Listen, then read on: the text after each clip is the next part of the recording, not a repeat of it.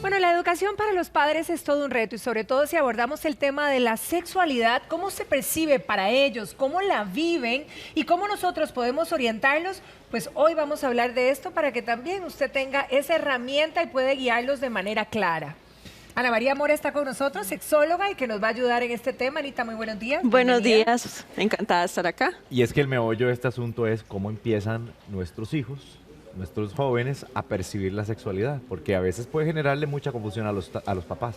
A los Claro. tatas. A los tatas, iba a decirlo así, pero bueno, ya que estamos en confianza, tatas. Sí, claro. Y va a depender de la edad, ¿verdad? Porque Ajá. vamos a tener percepciones diferentes desde la primera infancia a la niñez y en la adolescencia. O el adulto joven que todavía permanece viviendo en nuestras casas y ya probablemente tenga actividad sexual con su pareja, ¿verdad? Entonces, entender que son diferentes momentos y quitarnos de la cabeza que sexualidad es relaciones sexuales. Sexualidad tiene que ver con con nuestro erotismo, que tiene que ver en primera infancia las sensaciones del cuerpo y las emociones, cómo nos sentimos, si logramos identificar y expresar emociones, porque eso es lo que se nos olvida. Sexualidad tiene que ver cómo nos construimos hombres y mujeres, qué nos gusta, de repente qué son estereotipos de lo que es ser hombre y qué es ser mujer, y de qué pasa cuando un niño o una niña se sale de ese estereotipo.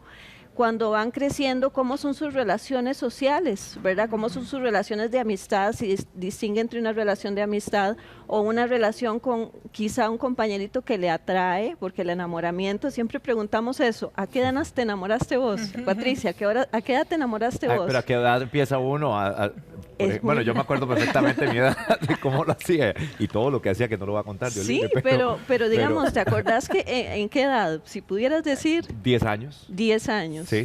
¿Vos, Sí, Patricia? Sí, como por ahí puede ser. 10 años. Hay personas que nos dicen 6 años, 4 años, esas maripositas en el estómago. De manita sudada, dice uno. Tan Ajá. chiquiticos, Sí, diría uno. y hay personas que lo dicen en adolescencia. Yo Sí. me sentí realmente, la primera vez que me enamoré fue hasta la adolescencia. Sí. Entonces se nos olvida que sexualidad tiene que ver con muchas cosas más allá que solamente es la relación coital. Ana María, empecemos a desgranar esto, porque hablas de etapas, pero entonces en esas etapas, ¿cómo percibe el placer precisamente ese pequeño, verdad? Porque nosotros también como padres vemos ciertas cosas y lo que queremos es encauzarlos. Entonces, ¿qué es lo natural de esa percepción del placer? Porque empieza tocándose, me imagino, y es donde se empieza a generar también ciertas sensaciones que hay que también encauzar. Claro. Acordémonos que el cuerpo tiene terminaciones nerviosas y hay zonas con más carga de terminaciones nerviosas y es muy lógico, y aquí tenemos que decirlo muchas veces, si hay placer y la reacción de la persona adulta es negativa, el mensaje que estamos dando es algo que te tocaste y está mal, no lo hagas, te va a pasar algo malo. Entonces más bien tenemos que ser muy claros, decirle, ok, acordate que sentís muy rico, pero no lo hagas en público, ¿verdad? O acordate que te tienes que lavar las manos, porque a veces se nos olvida la parte de higiene.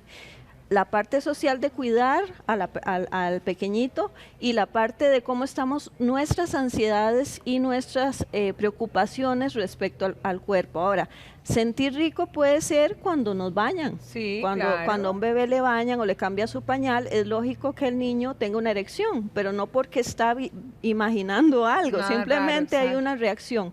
Hay una respuesta en el cuerpo y entonces es el morbo de la persona adulta de cómo ve esa situación. Es muy lógico ver los famosos juegos entre niños, que jugar al doctor, que jugar a la casita. Sí, al doctor, me Sí, acuerdo. pero, Sí. no, es que ahora trae este tema a la mesa y, por ejemplo, muchos papás cuando se dan cuenta que sus hijos están en esa etapa exploratoria, que empieza como ese juego, que quisiéramos ahondar también un poco eso, y pues lo primero que hace es para peruca, del Claro. susto, ¿verdad? De qué es lo que está haciendo, pero es porque lleva ese morbo que usted menciona. Claro. Pero ¿hasta cuándo esos juegos son exploratorios o más se convierten en Hasta cuando temas son sexuales? naturales, Cuando son pudiéramos naturales. decirlo. Y hasta dónde le vamos a tener cuidado, ¿verdad? Correcto. Y hasta Eso dónde es. le pasas el morbo también a los chicos, que Exactamente. ya Ajá. cambia de ser natural a más morboso, ¿verdad? Acordémonos una cuestión importante, las edades. No es lo Ajá. mismo una persona adolescente jugando al doctor con un niñito de 5 Sí. años, donde podría haber ahí a una intención de abuso, ¿verdad? O una persona adulta jugando un juego donde involucra tocar ese cuerpo de ese niño. Entonces, mucho ojo ahí. Estamos hablando de niños de la misma edad jugando y donde hay sensaciones en el cuerpo, ¿verdad? Y entonces ahí sí, muchas veces dicen, bueno, vamos a hacer como papá y mamá, y se tapa con una sabanita y eso fue todo lo que hicieron. Pero si la persona adulta llega y ve la escena y tiene mucho morbo, o quién sabe, pasó algo tal vez en su infancia, puede ver esa escena y puede reaccionar muy mal. Entonces, siempre es muy importante hablar, ¿verdad? Bueno, conversar, abrir el diálogo, abrir la confianza desde esa etapa, que eso es muy importante, que puedan sentirse en la libertad de contar que estaban jugando. Yo recuerdo, y eso es, mi hija a los 6 años estaba en el kinder y dice, mamá, hoy me casé. Y yo le digo, ¿de verdad? ¿Hoy te casaste? ¿Y qué fue? ¿Cómo fue? Y me dice, nos dimos la mano. Eso era, ¿verdad? Pero eso es un Entonces, código que uno tiene que entender. Eso es preguntar. Claro, pero a diferencia de eso que me cuentan, pero digamos que si yo veo algo que a mí me alarma y como decías vos, Douglas, se me para la peluca, ¿verdad? Y que de repente yo hasta hago, ¿cómo se llama? Hago una escena inclusive. ¿Cuál es la reacción que tenemos que tener los padres? ¿Cuál es el consejo para que verdaderamente uno reaccione saludablemente, diría yo, para que esta sexualidad también sea saludable? Sí, y aquí tenemos que enfatizar que muchas de estas situaciones de reaccionar mal marcan dificultades y disfunciones sexuales en la vida adulta, porque eso lo encontramos constantemente. ¿Cómo fue esa historia de vida? ¿Cómo fue ese desarrollo? ¿Cómo reaccionaba la persona adulta? Y cuando la persona adulta tiene algún tipo de disfunción, sobre todo nosotras las mujeres que nos cuesta tanto conocernos. Entonces, ¿cuál es la reacción? Bueno, lógicamente, si vemos que hay una situación donde sí hay una situación de violencia, de abuso, pensemos en la situación de la niña de 11 años en un embarazo, ahí hubo una violación, ahí hubo un abuso. Bueno, ahí tenemos que denunciar y hacer todo el protocolo que tengamos que hacer, atención psicológica y demás. Las últimas consecuencias de lo que lleva, pero cuando es un juego inocente, cuando vemos que no está pasando nada, y si tenemos dudas, preguntemos, pero no partamos de que pasó algo, simplemente, bueno, ¿y qué estaban jugando? Simplemente preguntar. Hace poco pasó que una escuela estaba muy alarmada porque las niñas hablaban de que estaban teniendo sexo oral. Lógicamente la persona adulta pensó que era que tenían prácticas sexuales, simplemente era que estaban hablando de sexo y eso era lo que para ella significaba estar en el aula teniendo sexo oral. Entonces, recuerden que los niños tienen palabras, ahora tenemos tanta información, tantos conceptos, tantas palabras de sexualidad en los ambientes y en los teléfonos celulares, que se nos olvida preguntarles, bueno, ¿qué significa para ustedes que están teniendo sexo oral? Ah, bueno, es que estamos hablando de que mi hermana se da besos con su novio, ¿verdad? Entonces se nos olvida preguntar el contexto. Claro. Para no caer en el morbo, lo que imaginamos, la fantasía que se nos viene a la cabeza cada vez que escuchamos una palabra. Sí. Ahora, si mi hija, por ejemplo, está teniendo relaciones sexuales o el hijo también, cualquiera de los dos, ¿cuál debería ser, yo como padre, qué es lo que tendría que hacer cuando ya me doy cuenta que hace que es una sorpresa, ¿verdad? En muchos casos, porque ni siquiera se imaginan que ya empezaron una vida sexual. Sí, y muchas veces cuando, en el mejor de los casos, cuando acuden para decir quiero ir al doctor, probablemente ya han iniciado vida sexual. Claro. Ahí volvemos otra vez a enfatizar eso. Lo importante es abrir la confianza desde la niñez para que cuando llegue esa etapa ya se tenga la confianza de llegar a decir, mira, me gusta tal persona, de repente yo tengo ganas de iniciar vida sexual, me gustaría escuchar, ¿verdad? O sea, como abrir, no te lo van a decir en esas palabras, ¿verdad? Pero por lo menos abrir el diálogo para que como vaya avanzando la relación, desde la primera vez que le llamó la atención, de qué le atrae, hablar abiertamente, cómo es esa persona, conocerla. Muchas veces lo que se nos olvida que fuimos adolescentes y que buscábamos el momento para estar a solas con la persona y creemos que con quitarle el teléfono a las 9 de la noche ya estamos solucionando algo. Lo más importante ahí sería que tengamos un nivel de confianza para saber cómo le van a esa relación de pareja y hacia dónde va esa relación de pareja. Y si ya están pensando en iniciar vida sexual, quién está proponiendo, si es ella o si es él, porque a veces se piensa mucho que es el hombre el que quiere iniciar vida sexual y a veces es la chica. Entonces se nos olvida como esta parte de que fuimos adolescentes, de que nos enamoramos, porque no es que estamos llevando, se nos olvida educarnos desde el terror, porque muchas veces eso es lo que nos piden.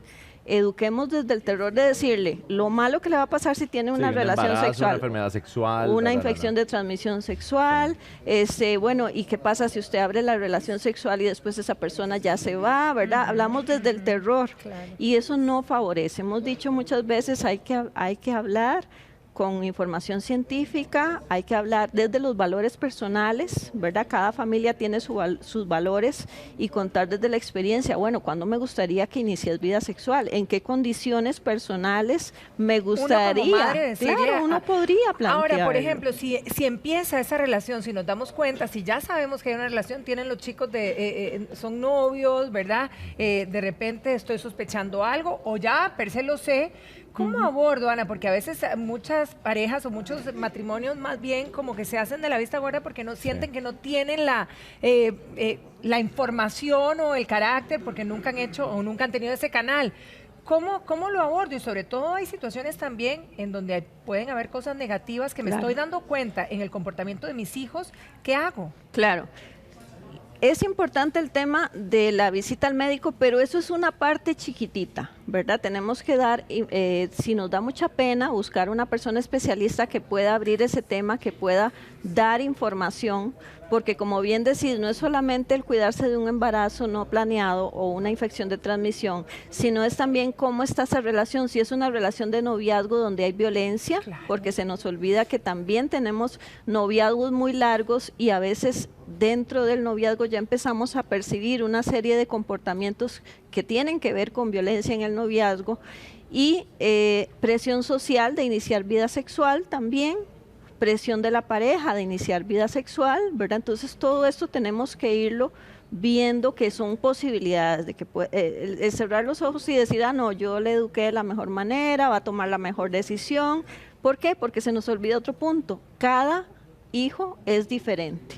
Hay una personalidad diferente, puede ser una persona más impulsiva, puede ser una persona incluso que tiene problemas de control de sus comportamientos, que tiene conductas de riesgo, o sea, cómo estamos viendo la personalidad de cada uno de los hijos para ver cómo le vamos a hablar de sexualidad. De repente es una persona muy introvertida o que no quiere saber nada del tema, pero necesita saber del tema, entonces tenemos que actuar de manera diferente, ¿verdad? No es, a veces recomendaciones básicas que les damos, tengan una enciclopedia de sexualidad en casa, que pueda ser un libro con información científica. Ahora hay aplicaciones, hay programas de radio, hay mucho material en el internet, pero hay que discriminar cuál es ese buen material, de cuál es el material que más bien nos da estereotipos y nos da prácticas de riesgo.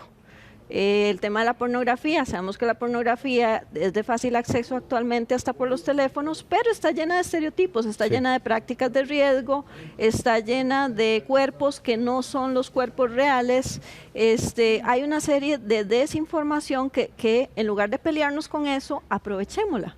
Si nos dimos cuenta que está viendo pornografía, ok, sentémonos con este chico y este chica y le decimos, mira, esto no es así y esto es sexualidad realmente. Porque es pelearnos con lo que ya tienen acceso y es una competencia muy dura. Entonces, a papá y a mamá nos toca educarnos. Sí, en esta competencia no que nos saque a todo el mundo. Y así terminamos, ¿verdad? Con la tarea titánica que decía yo, pero hay que prepararse. Ana María, prepararse. Muchísimas gracias, como siempre. Con muchísimo gusto. Pero.